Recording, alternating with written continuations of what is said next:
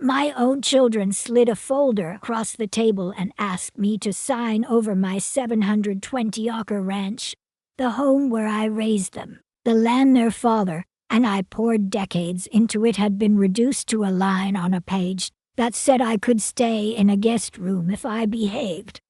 They didn't say it out loud, but it was all there in black and white legal print. And in that moment, I remembered what it felt like to stand on a field in uniform with 300 soldiers waiting on my command. I hadn't surrendered then, and I wasn't about to now. I held back tears and kept my mouth shut. These were the children I nursed through scraped knees and broken hearts. The ones I taught to drive, defended in school meetings, cooked for every single night. Now they sat there in stiff jackets, talking like lawyers, asking me to vanish quietly into the margins of my own life. They thought I would break. They thought I'd be too old, too tired, too sentimental to fight back. They didn't know what was coming. They pushed that paper toward me like it was no big deal, just a formality. One signature. Across the top, bold capital letters. Property transition and succession agreement, Salt Creek Holdings. That's what they were calling it now. Salt Creek wasn't just land. It was 42 years of work. It was the place James and I built from nothing, the house where I raised all three of them. And now, they were handing it back to me with strings attached. What hit hardest wasn't the legal jargon or the bolded lines about full transfer of authority. It was one small sentence near the bottom. It said, "The occupant, Lorena Dare, may remain on the premises in the guest quarters, contingent on behavior and mental clarity." Guest quarters, contingent on behavior. Mental clarity. I felt my hand tighten around the armrest. Travis was the first to speak. He was always the bold one, the confident one. "We just want what's best for the ranch, Mom," he said, like he was doing me a favor. "You're not getting any younger, and it's time we took over the heavy lifting. This gives you security, stability." I looked straight at him. Belinda leaned in too, her voice syrupy sweet, like she was talking to a skittish animal. "We're not pushing you out," she said. "You'll still be here, of course. In the little house by the Westfield. You've always liked that view." Jenna didn't say a word. She just folded her hands and watched me, silent and stern, like she was waiting for a student to comply. I didn't respond. I just looked at each of them, one by one. These were my babies, the same ones I had bundled in snowsuits, driven to practice, comforted after heartbreaks. Now dressed like strangers, asking for my signature. The silence in the room stretched so long that even Belinda's smile started to twitch. I picked up the pen, not to sign, but to click it once. Then twice, then again. I set it back down. "I see," I said, my voice calm. "So this is what it's come to." Travis exhaled, the kind of sigh that's part relief, part frustration. "No need to drag this out, Mom. It's just business. The responsible thing to do, business." They had taken my entire life, my work, my marriage, my grief, my home, and turned it into a line item on a spreadsheet. I looked back down at the paper, then up at their faces. "I won't sign this," I said. The silence that followed wasn't awkward, it was cold. Travis leaned back in his chair, jaw set tight. "You'll lose everything if you don't." Belinda chimed in again, that same performative calm. "There's no need for drama." But I was already standing. "You've made your position clear," I said. "Now let me make mine." I walked out without another word. Left the papers sitting on the table. Left them there too. By the time I reached the back porch, The trembling had started not from fear, not even from anger, but from weight. From realizing that maybe, just maybe, love had never been enough. Out past the fence, the land was quiet. Cottonwoods rustled, and I could hear a hawk somewhere far above. This land had been my entire life. I had patched fences, buried animals, planted new posts in sleet, hauled hay with a back that never quite healed right. This wasn't just dirt. This was memory, sweat, blood, bone. And now they wanted me to sign it away like it was a gym membership. I thought back to my time in uniform, standing in front of troops, issuing orders while mortar fired in the distance, handling million-dollar logistics, evacuating convoys under pressure. But nothing prepared me for the moment when your own children sit across from you and try to steal what you built with a smile on their face. They thought I was weak. They thought I'd fold. They had no idea what they'd just awakened. If you've ever been pushed to the brink by your own children, then you know what I felt. You know the moment sorrow turns to steel. Because I didn't just walk away from that table. I walked into a fight, not the kind with shouting or slammed doors. A quiet one, a calculated one. The kind you only fight when you know what's at stake. I stayed out on the porch until the sun sank behind the western hills. The wind rattled the tin roof above my head, and the mug in my hands had long gone cold. Still, I held it like it was the only thing tethering me to the earth. Inside, I could hear them. Still in my kitchen, whispering, waiting, thinking I'd come back and sign. They didn't know me anymore.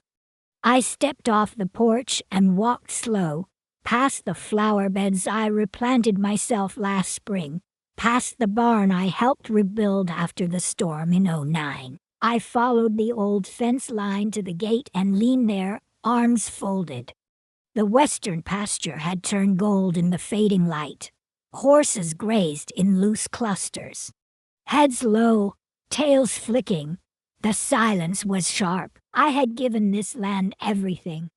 Not figuratively, literally. I hauled feed in blizzards. I repaired rooftops in sleet. I bled on the soil. And now the same people I carried in my arms wanted me to disappear into the background. Like I was just a placeholder, a relic. I didn't know when the shift started, when respect eroded, when entitlement took root. Maybe after James passed, maybe earlier. But now I saw it clearly. They had planned this together, and that's what cut the deepest, not the betrayal itself, but the unity of it. They'd formed a team, a pact, and left me out. That night, I didn't sleep, didn't cry. I just sat in my study and went over every conversation from the past year. Jenna asking if I'd updated my will. Belinda offering to handle the mail so I could relax. Travis suggesting I start thinking ahead. It hadn't been concern. It had been strategy. And I had let it slide because I loved them, because I believed they were still mine. At 5:17 a.m., I made myself a fresh cup of coffee, black, no sugar. The way I drank it in Iraq, huddled in supply tents, surrounded by dust and chain-link fences. I stood at the window and watched the last shadows lift off the fields. That was the moment I decided I wasn't going to sit back and wait to be erased. I went to the hall closet and pulled out the old metal box. Inside were decades of records, service files, land deeds, letters from the Department of Defense. Buried near the bottom was something I hadn't touched in years, the original land assessment survey. Salt Creek wasn't just any ranch. Parts of it overlapped with military logistics grounds used during World War II, and I had the paperwork to prove it. This land wasn't just sentimental, it was historically protected. James never liked paperwork, but I kept everything: receipts, maps, letters, authorizations. Not because I was paranoid, but because I understood systems. That was the soldier in me. You file, you document, you prepare. Not for today, but for the moment someone tries to rewrite your story. By noon, I had 2 folders ready. One held property documents, the other bank records, authorizations, personal letters. A third folder sat empty. It was for what came next. I picked up the phone and dialed a number I hadn't used in nearly 4 years. Hal Jennings answered on the second ring. He didn't ask how I was. He just said my name. And I said 2 words. It's time. He didn't need clarification. Where do you want to meet? He asked. Hal and I met during our last deployment.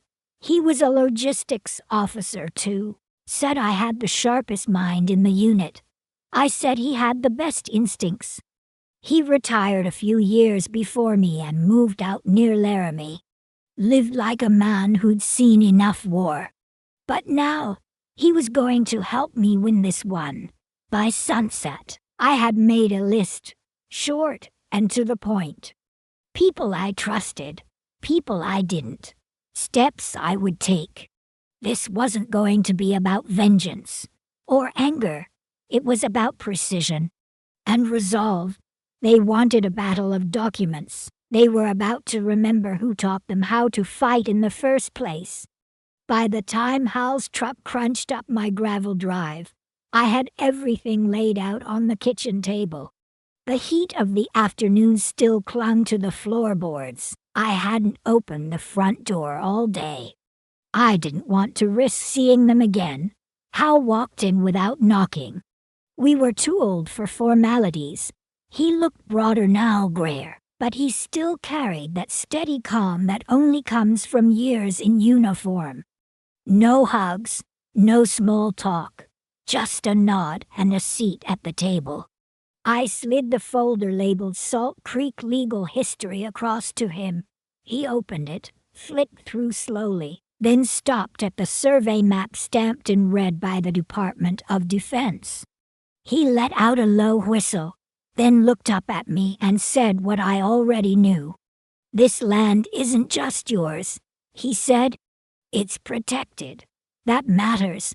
"I kept everything," I said. "Every letter, every zoning update. And this." I handed him a notarized letter from 1984. It confirms the land was never fully released to civilian zoning. He read it twice, nodded, smart. That word sucked between us. I hadn't felt smart in a long time. Not since the world started shifting beneath my feet, and I'd tried to hold it all together with memory and grit. Hal leaned forward, resting his elbows on the table. "They blindsided you," he said, "and now they think you're weak." I didn't answer. I didn't need to. He already knew. We spent the next 2 hours going through every legal angle. Zoning, inheritance, military overlays, fiduciary ethics. Hal wasn't a lawyer, but he had spent years reading contracts in combat zones. He understood how things slipped through cracks and how to block those cracks with iron. I told him I didn't just want to stop this transfer. I wanted it so tight they'd never try again. He leaned back in his chair and scratched his jaw. "Then you'll need someone meaner than me," he said. "I already called Callahan." That made him chuckle. "Of course you did." Retired Judge Robert Callahan lived 45 minutes north, in a cabin with no internet, 2 goats, and a deep suspicion of anyone under 60. Blunt, sharp, no patience for nonsense. He once shut down a corporate land grab for a Vietnam vet in under a week. I knew he was the one I needed. I had an appointment with him the next morning. Hal stood and walked to the window. looking out at the fading light slicing across the barn. "You sure you want to go all the way with this?" he asked, still facing outside. I didn't hesitate. They crossed a line I never thought they would. Now I have to draw mine. He nodded. Just once. Then he left, his truck rumbling back down the gravel. That night, I didn't sleep. Instead, I walked the perimeter of the ranch by flashlight, boots crunching in the dried grass, checking every gate latch, securing every barn door. It wasn't just about the land. It was about remembering what I had built, what I had defended. This place was mine not because of a deed, but because I lived every inch of it. I came back inside around 3 a.m. and sat at the kitchen table. I wrote a list, not for groceries, not for errands, a list of boundaries. The things I would no longer allow. The version of myself I wouldn't suppress anymore. At the top, I wrote, "No more silence, because silence is what got me here." Letting small things slide, swallowing dismissive comments, pretending not to notice when they spoke to me like I was already fading. I had handed them my patience like a gift, and they used it like a weapon. No more.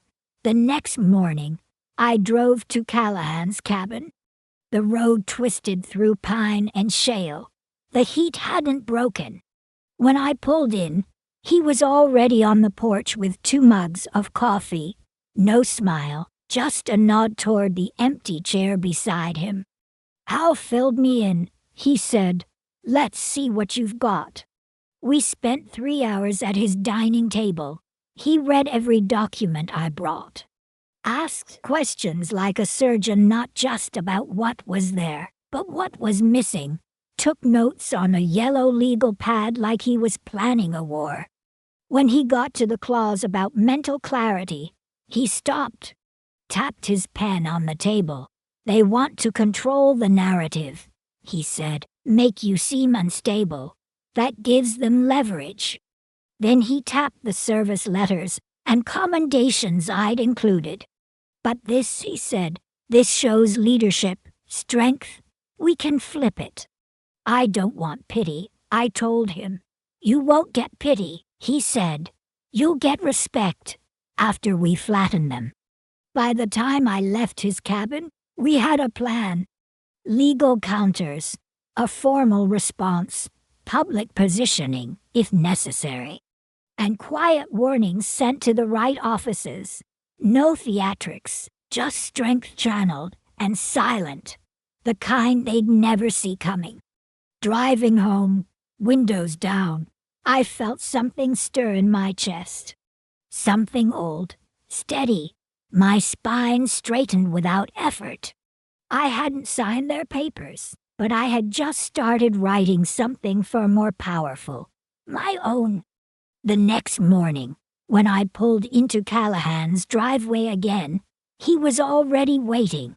The porch light still on, even though the sun was starting to rise. He handed me a legal pad with statutes written in thick, sharp handwriting. Military property protections, easement restrictions, historical zoning exclusions. I skimmed the first few lines and nodded. This wasn't going to be about emotion. It was going to be about pressure, and they weren't prepared. Callahan reviewed the second folder I'd brought, old maps.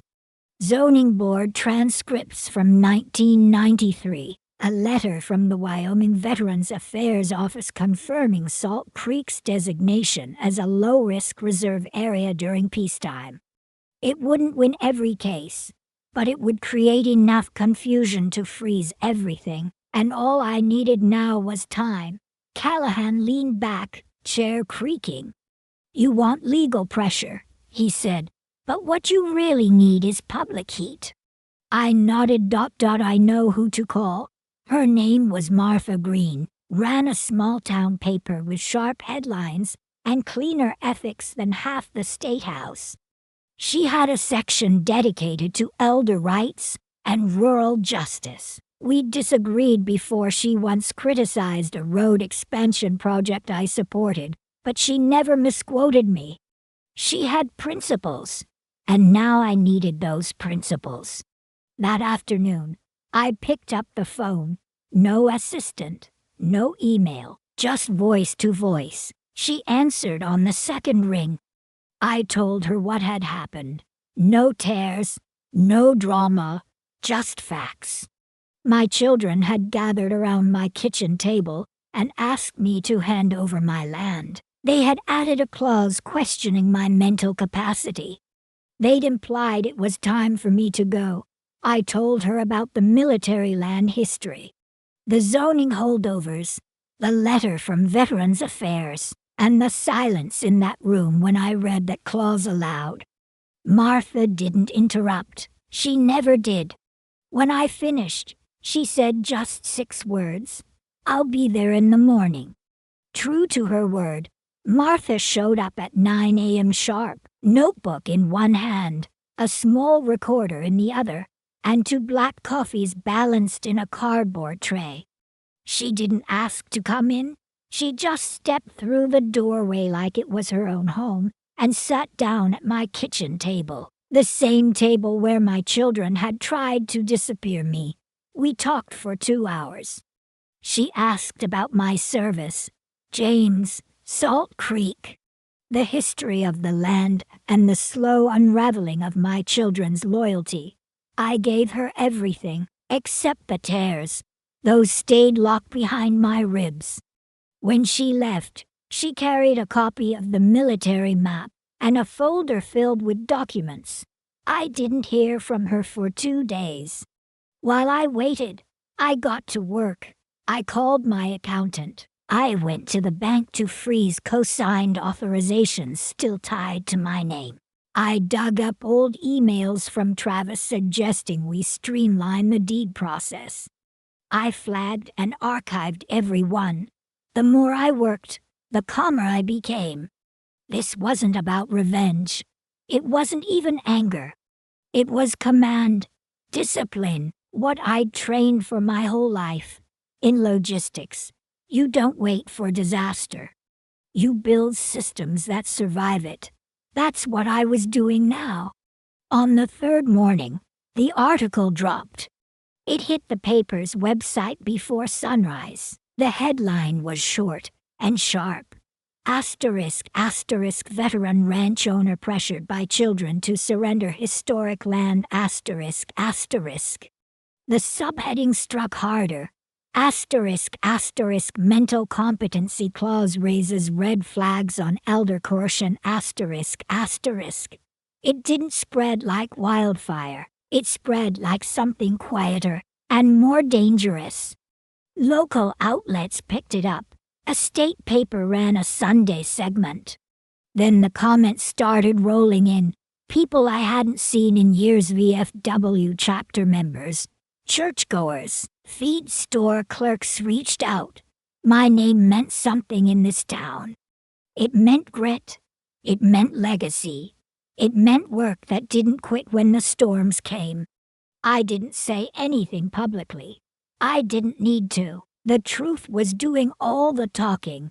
That Sunday, I spent the day pruning the rose bushes and sweeping pine needles off the porch.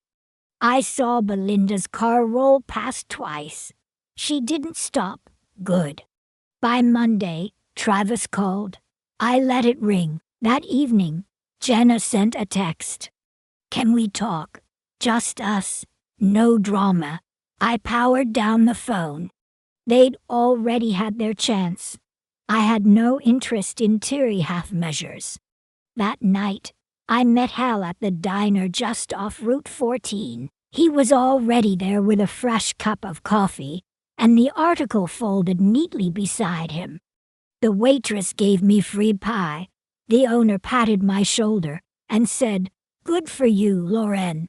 Hal sipped his coffee and looked at me across the table. "Well," he said, "looks like the quiet strike landed." I nodded. "This is just the beginning." And it was. They were about to learn what it meant when I drew a line. The silence didn't last long. By Tuesday afternoon, Belinda showed up at the gate. 10 SUV, the same one she'd bought with the down payment I had quietly wired from my savings 2 years earlier. She sat in the car for 10 full minutes before stepping out, then walked up to the porch like she expected the door to open on its own. I didn't budge. Watched her from the kitchen window. Dish towel in hand. She wasn't here to apologize. She was here to negotiate. Eventually, she said my name, not loud, just firm, like she used to with her kids when they acted out in front of company. I opened the door slowly and leaned against the frame. Her first words weren't hello. She said, "I think we both know this has gotten out of hand." I said nothing. She kept going, her voice straining for control. "We need to talk about the article, about what you said. The family is upset. Travis is getting calls at the office. Jenna's clients are asking questions." I waited. Then came the real reason for her visit. "We're willing to revise the document." I laughed, not because it was funny, because it was textbook. One crack in their plan, and suddenly they remembered how to pass olive branches. But it wasn't an olive branch, it was bait. "Belinda," I said softly, "you all tried to erase me. Now you're upset people noticed." She didn't deny it. Instead, she looked down at her hands and twisted the ring on her finger. Then she said it. "If this continues, it'll damage everything. The family, the assets, the legacy. And then, people might start digging into some of your decisions too. Old tax filings. The inheritance from 2002. You could lose sympathy." That was it. The last thread snapping. They'd gone digging, and they thought I wasn't ready. But I had already told Callahan everything. Every misstep. Every dollar. Every decision. I had nothing to hide. So I stepped forward, met her eyes without blinking. "Do what you need to do," I said. "But do it fast." Then I closed the door. That evening, a new document arrived by courier. 42 pages. Polished. Rewrded. Slick. It had language like custodial flexibility and legacy management. But the core was the same. They still wanted control. Control of the land. Control of the story. Control of me. I didn't sign. Instead, Callahan's office sent a certified response. Any further coercion, defamation, or legal manipulation would result in a formal civil complaint and a request for public injunction. 3 days later, retaliation began. It started small. A zoning complaint filed anonymously flagging my southern fence line as a possible environmental hazard. Then a larger one, a report to the county about alleged misuse of veteran tax exemptions. Then the whispers, cool shoulders at the feed store, strangers at church avoiding eye contact.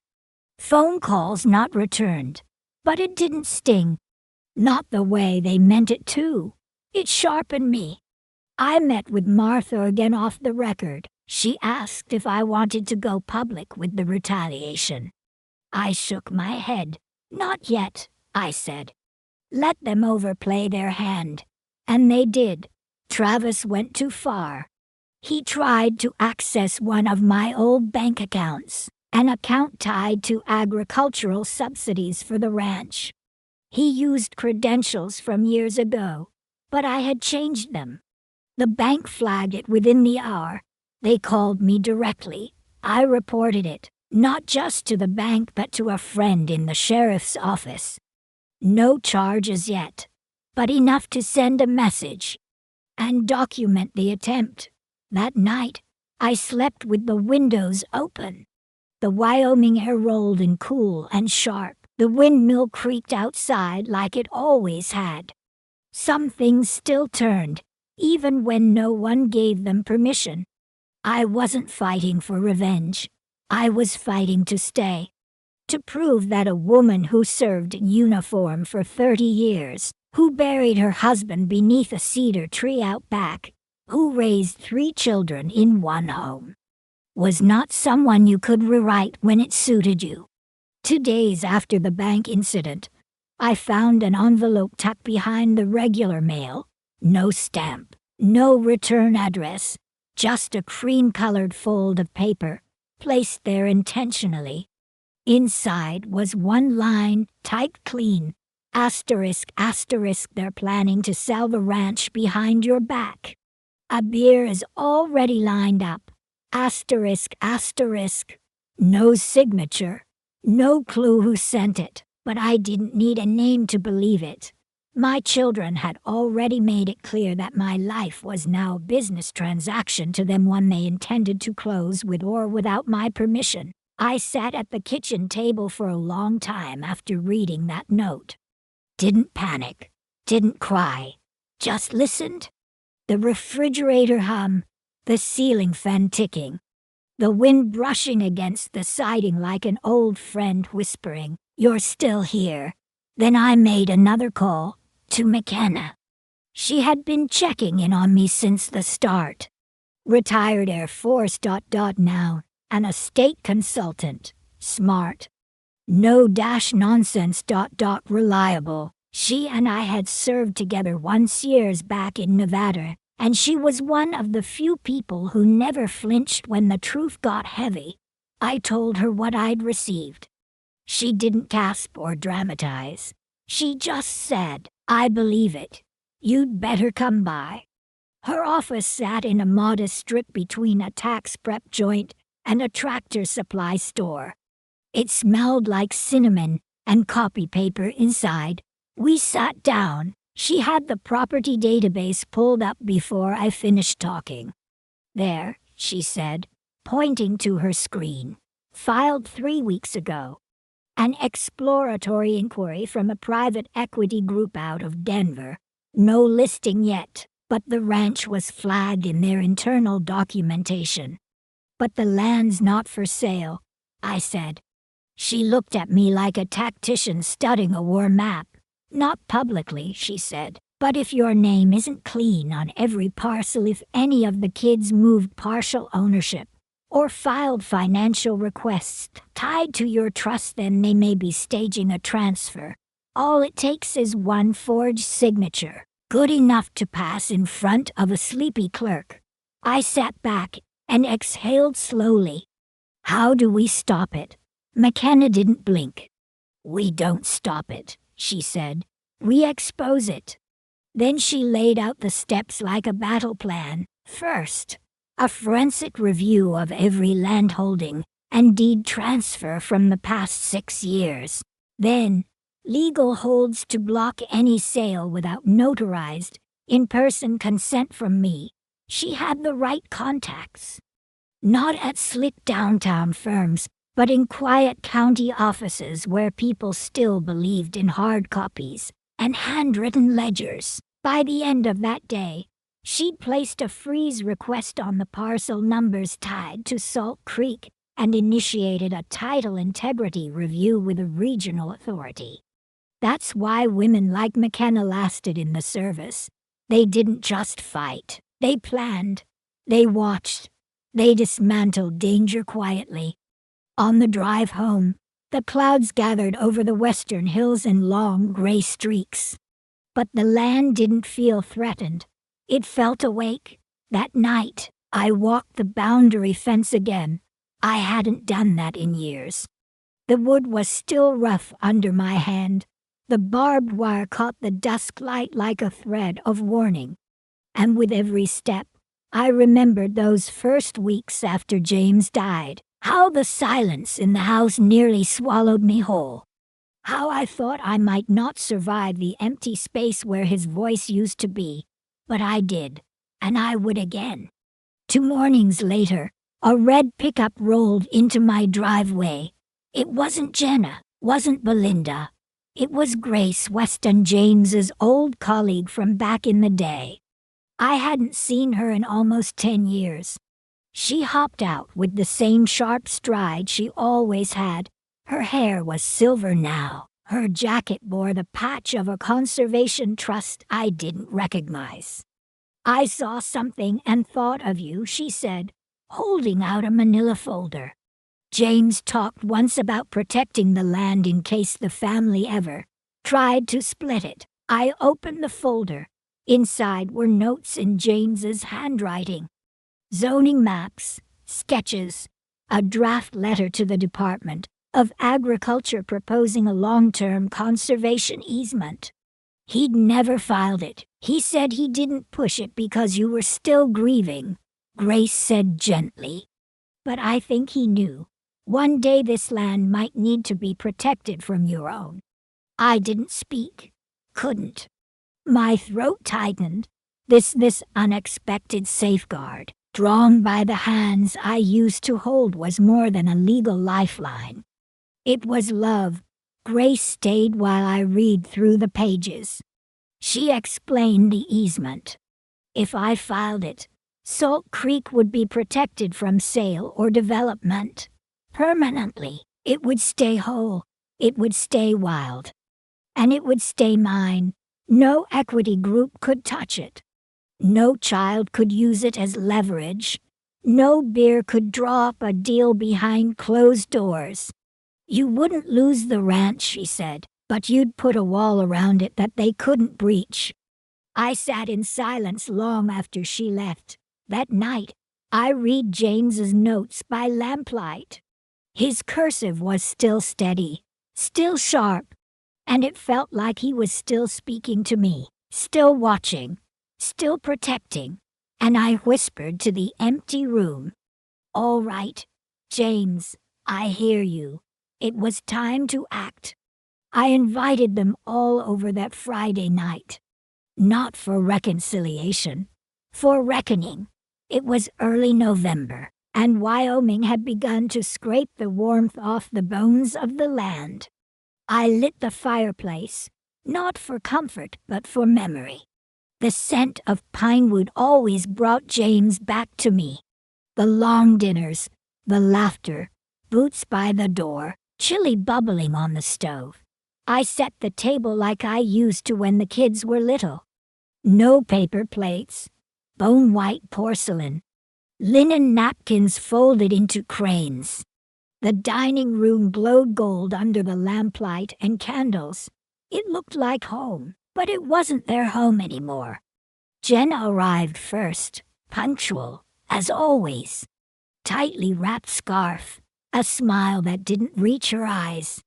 Travis and Belinda came next, expensive coats, crossed arms.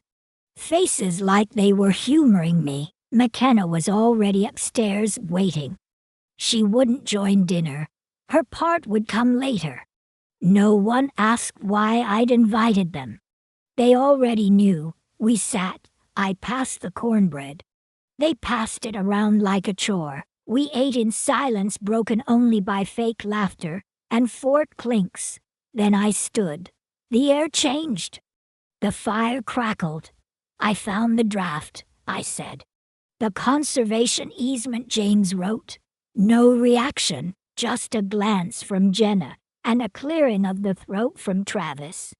"I know about the Denver beer," I continued. "I know about the exploratory filings. I know you've been moving assets behind my back." Still silence. Then Jenna gave a little scoff. "Mom, we were trying to protect you. You're not getting any younger. The ranch is a burden." I tilted my head. A burden. I stepped to the fireplace and pulled a folder from behind the mantel, set it on the table, opened it. "That's the signed agreement," I said, "filed this morning. The land is now under federal conservation protection. It can't be sold. It can't be developed. Not by you, not by anyone." Belinda leaned forward. You had no right. I had every right, I said, sharper now. I stayed quiet. I believed in you. That ended the day you handed me a contract that treated me like a liability in my own home. Travis muttered something, but I didn't look at him. I looked straight at Jenna.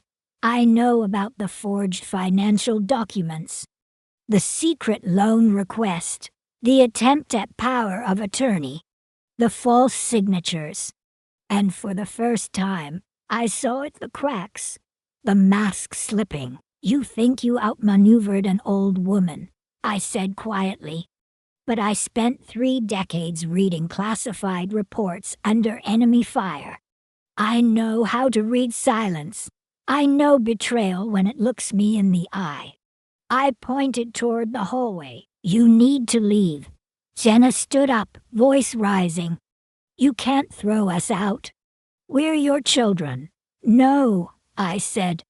You stopped being my children the day you treated me like a problem to solve. They all stood now, anger in their throats, but I didn't raise my voice. This dinner was your chance to come clean. You didn't. So now we'll proceed with every legal measure available. Your names will be removed from every structure you once belonged to out of love, because love is not a contract. Jenna laughed bitterly. You think anyone cares what a bitter old woman says in a ranch house? I smiled. McKenna's been upstairs this whole time. She's recording this. And the sheriff's deputy will be here any minute to deliver the paperwork. Belinda went pale. Travis swore. Jenna stepped back. You're bluffing, she whispered. Then came a knock at the door. One knock, firm. I opened it. Deputy Harris stood there, steady, silent. He nodded at me, then at them. I've got the delivery right here, he said, holding out a stack of documents. They didn't say a word as they walked out. No hugs, no excuses, no goodbyes. I leaned against the closed door, my legs trembling not from fear, but from release. The table behind me still held plates, half-eaten food, untouched wine, but something had shifted.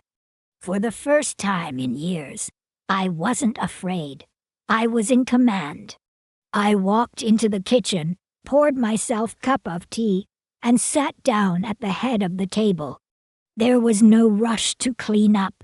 This night was history, and it deserved to sit a while. By morning, frost dusted the porch railing like silver lace. I brewed coffee and sipped it slowly, not for the caffeine, but for the weight in my hands.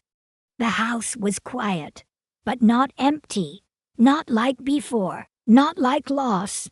McKenna came down from the guest room. She didn't speak. She simply walked to the laptop where the audio file was saved. I nodded. Upload it, I said. Send it to the estate attorney, the litigation team, and the private investigator in Billings. She did. No questions, no fanfare. She had been with me for 7 years now. Started as a ranch hand, became my assistant. Became something like a daughter. She never asked why I kept documents locked in the gun safe. She never flinched when I recorded calls. She came from military stock. She knew betrayal doesn't knock ... it slithers. By noon, 3 law firms had responded. My lawyer, Joseph Maddox, had already filed emergency motions. Every major asset tied to the family trust was now frozen. That included accounts Jenna had quietly funneled money into, and the LLC Travis and Belinda had formed for their eco-housing initiative was legally dead. Not because of revenge, because of documentation, because they underestimated a woman who taught them to fight and forgot she was still fighting. The surprise wasn't that they tried to sell the land. The surprise was how long they'd been planning it. Years, maybe. Little comments, subtle exclusions, keeping me out of meetings about taxes, about repairs, about grant applications. It hadn't been a slip, it had been a strategy. But now, every stone they'd tried to bury me under was being turned over in court. Joseph had a tone I hadn't heard in years. Sharp, precise, surgical. He knew the judge who would be reviewing the filings, and he'd handled 3 nearly identical cases in the last decade, children stripping their aging parents of legal power through manipulation and quiet coercion. This wasn't just betrayal, it was elder fraud. We filed a temporary restraining order against Travis and Jenna. They were barred from setting foot on the property. We also froze the limited liability company they set up behind my back. All payments now required dual signatures, mine and McKenna's. It would take time to unwind everything, but the bleeding had stopped. That night, I opened the old gun safe, not out of fear, out of routine. I went through every folder James and I had kept. I reread his will, even though I had every word memorized. It clearly stated that I inherited Salt Creek in full, no conditions, no caveats, no family trust provisions, just mine. Behind the will was a note in his handwriting. I trust you'll know when to use what we built.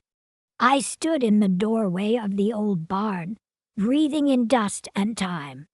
The horses were long gone, but I could still smell James's saddle. I walked over to the corner bay.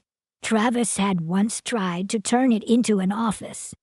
He was going to launch his 3rd big idea from there. I could still see the chalk outlines of his plans on the wall. Partition walls, a skylight, a separate entrance, as if this place ever belonged to him.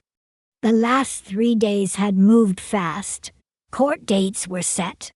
McKenna handled filings like she was born for it. I gave her limited power of attorney just in case someone tried another stunt. I started carrying a small audio recorder again. Old habits die hard.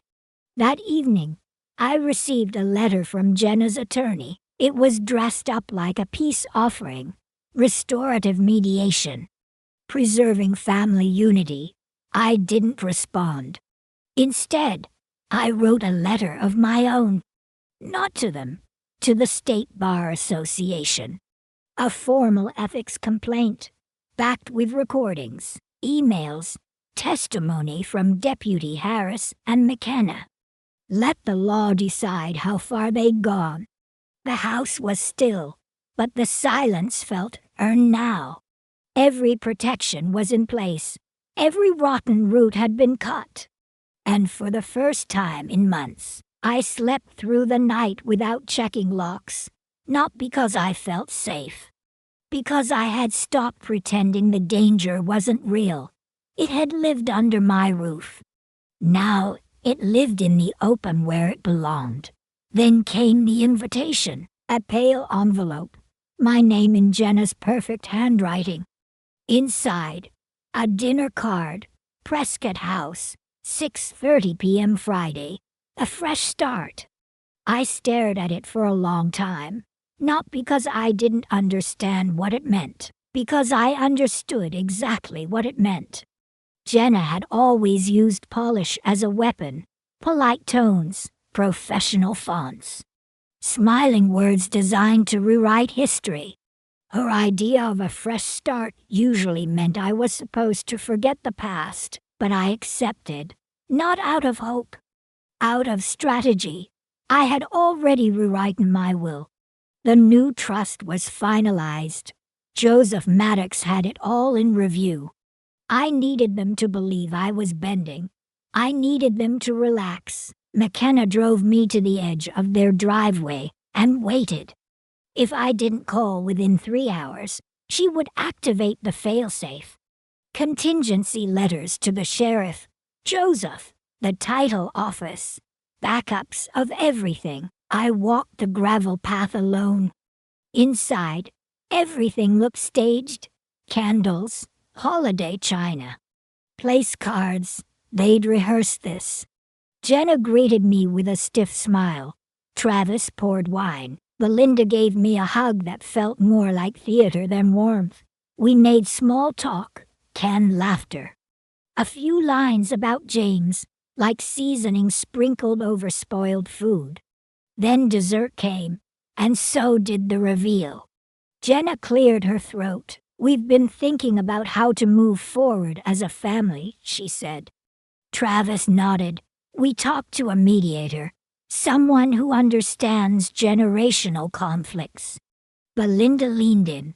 There's still time for healing. Then the folder slid across the table.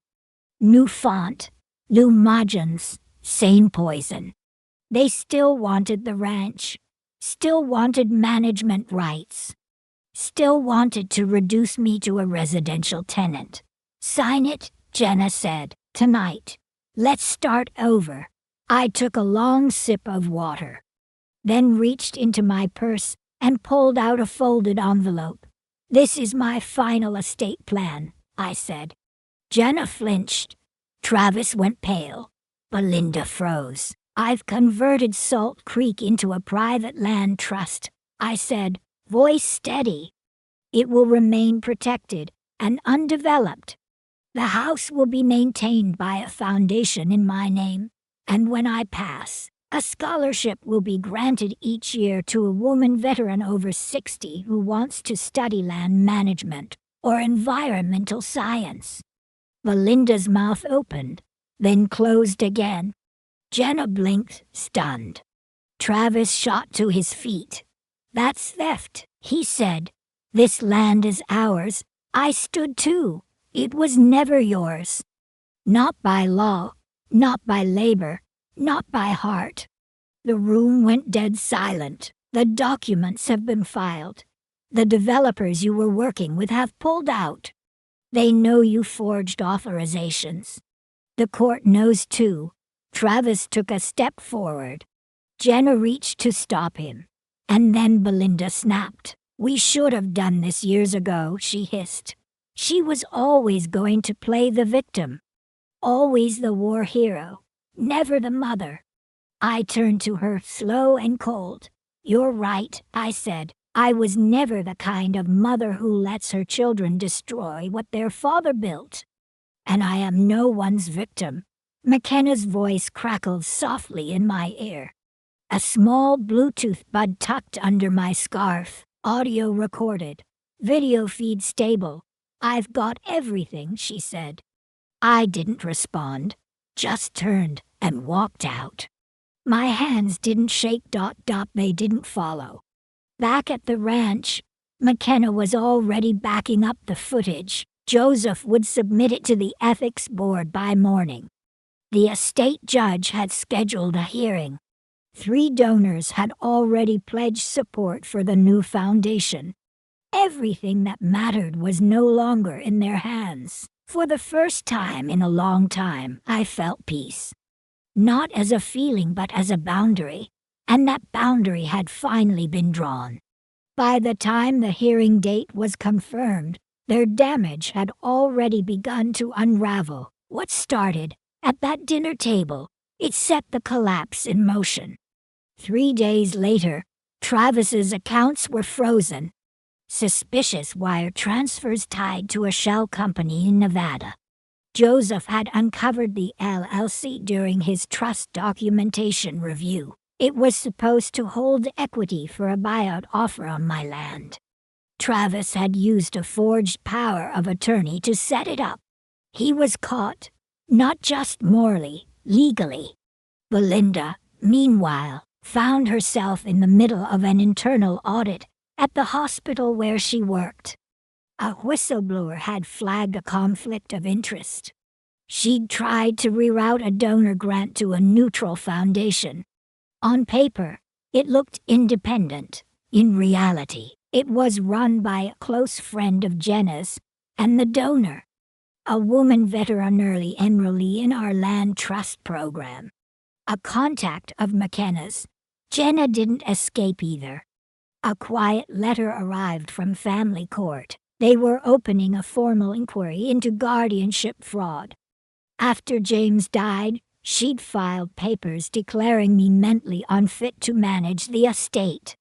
Without telling me, trying to position herself and Travis as financial proxies. The court had those papers now, and they had my medical evaluations to counter them. It was strange to watch them scramble, no longer the puppet masters. Now they were the ones under review, under question, under pressure. The Trust Foundation gained traction fast. A local news outlet ran a segment on late-life veterans. My story, anonymized, was referenced. Donations came in. Support grew.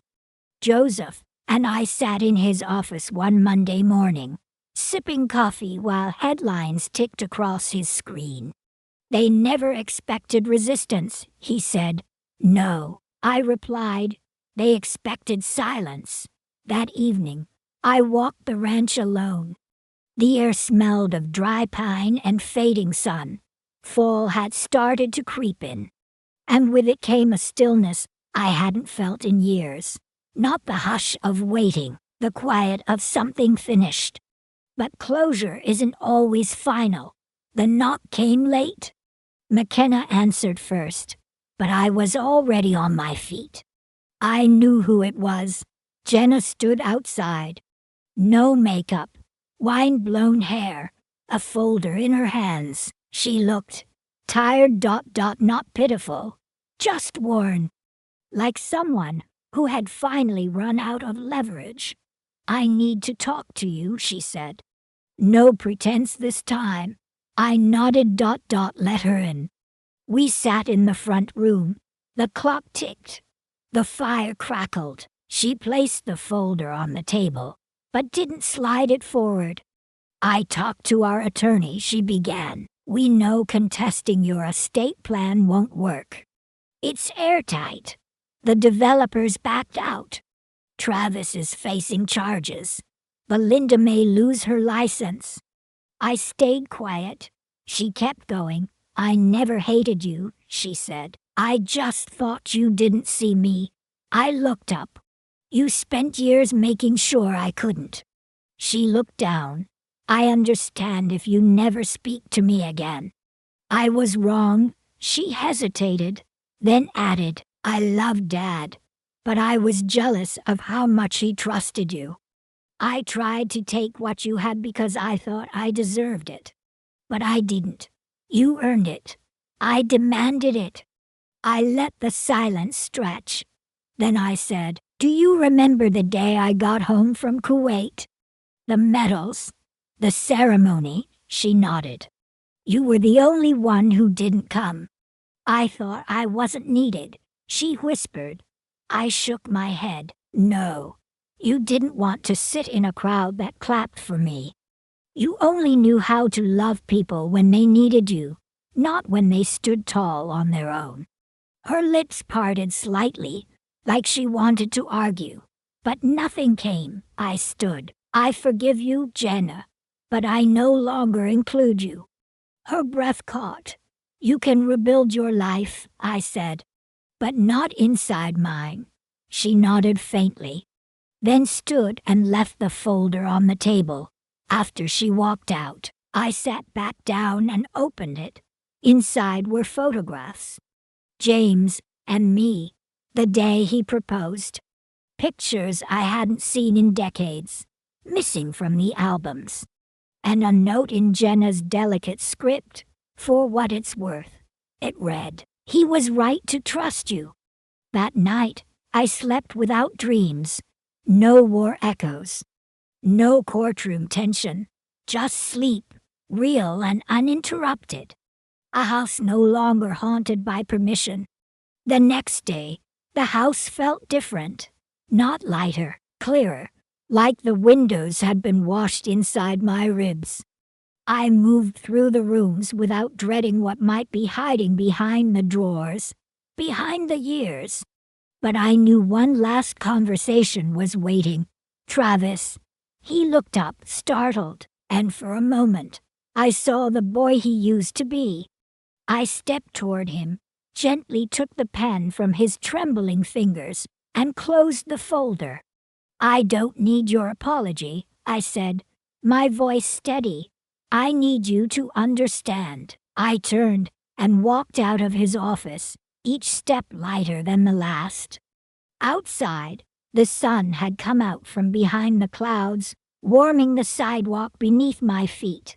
I didn't look back, not once, because that chapter was over, and I was finally free.